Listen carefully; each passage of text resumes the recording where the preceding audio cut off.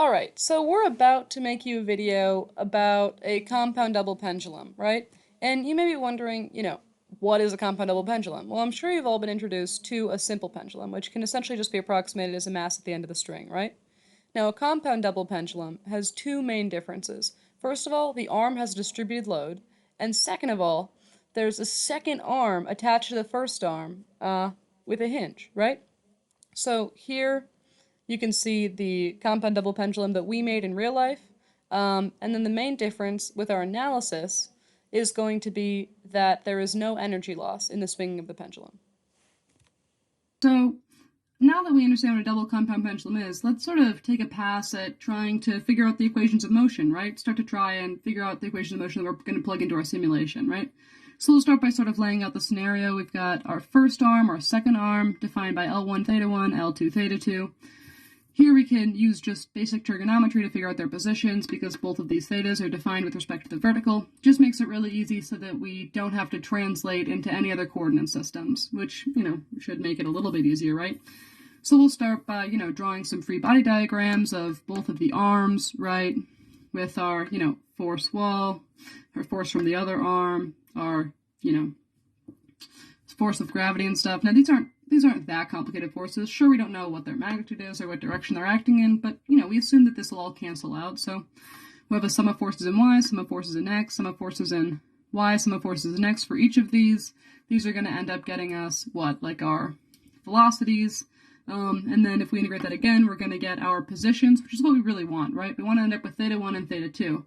And so, if we think about plugging these into a simulation, this already is going to be 8 equations. Okay, fine. We can consider doing that, right? That would be fine. I mean, that would be all right.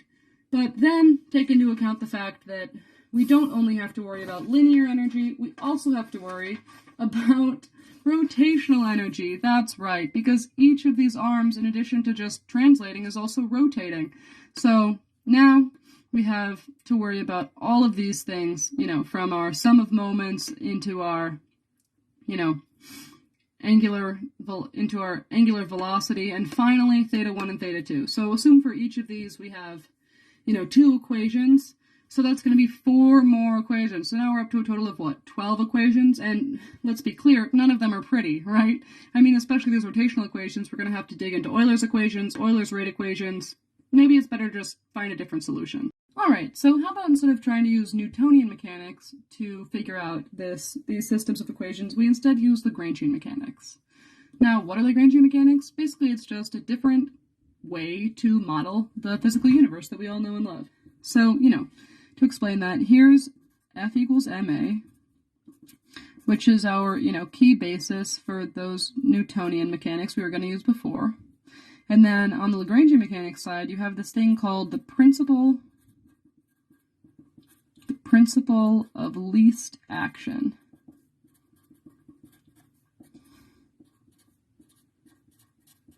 All right, that's great. The principle of least action. What in the world is that, you ask? Well, okay. We've got this thing called action. We'll call it S, right? And S is the integral of all the potential energies in the system minus all the kinetic energies in the system minus all the potential energies in the system.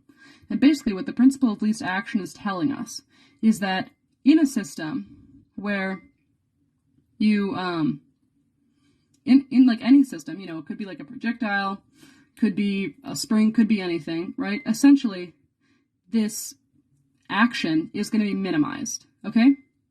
And so from that we can come to basically derivative of S, which is just going to be L, okay? L is kinetic energy minus potential energy at an even time step, okay? And using this principle of least action, we can basically find that for a system where there is no energy loss, which is what we assume for our compound double pendulum, this is going to be true.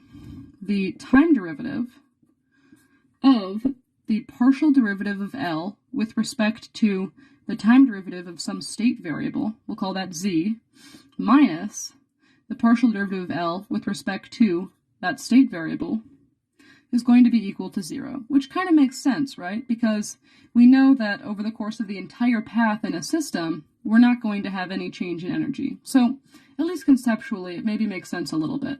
And the really cool thing is that you can use Lagrangian mechanics, you can use this law, this principle of least action, to find your F equals ma or vice versa. So it sort of confirms that, they're modeling the same things. Okay, so let's just see what using Lagrangian mechanics to solve a problem looks like for a simple example. Say, our classic mass spring example, right? So we have our Lagrange equation, right, which is, the time derivative of the derivative of L with respect to the time derivative of your state variable minus the derivative of L with respect to dz, or in other words, your state variable itself is going to be equal to 0, right?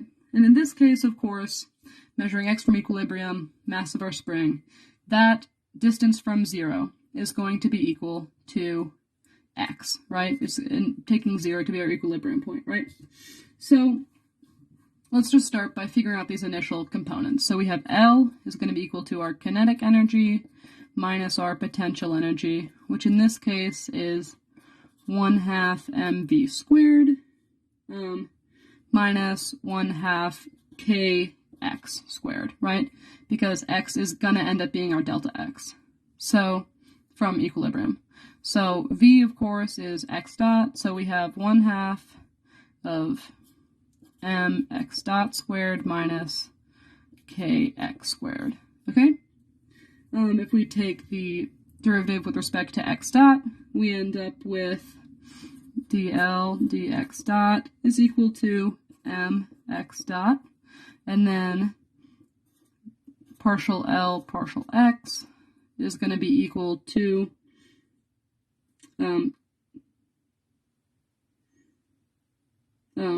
kx, right? Great.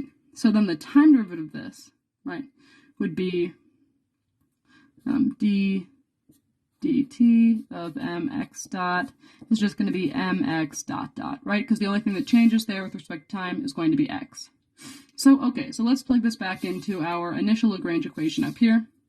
And essentially we end up with mx dot dot minus kx, or excuse me, minus negative kx plus kx is going to be equal to 0, which is our spring equation that we love and have known the entire time. You get the same result. All right, so then using those same principles of Lagrangian mechanics, we were able to essentially derive these 4 equations to completely define our compound double pendulum system. Now, you may be thinking to yourself, gee, those don't look simple, those look terrible. That's fair, but remember that when we were using Newtonian mechanics, we were looking at least 12 equations of motion. So, I mean, honestly, take your pick.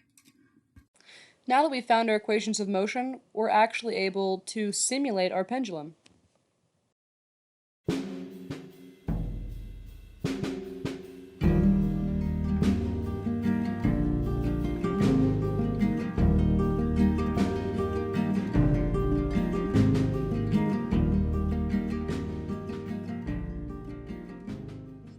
So now that we have a simulation that's able to model the behavior of our compound double pendulum, we might want to analyze other behaviors of that pendulum. And the first thing to note about its behavior is that it exhibits chaotic behavior. So what does that mean? Well, let's go back to our simple pendulum to take a look. So in our simple pendulum, we know exactly where it'll be very easily with some very simple modeling. But it's much more difficult to know exactly where our compound double pendulum will be or what trajectory it'll follow. And so here's an example of 2 different simulations of the pendulum with very similar initial starting conditions, and yet their trajectories are surprisingly different. So we know that it's very susceptible to these small changes in initial condition. However, it's important to note that while the behavior is chaotic, it's not random, okay? So essentially, one way to look at that order or those patterns that the behavior does fall into is by looking at how long it takes the second arm to flip over given some initial conditions, which is what we see here.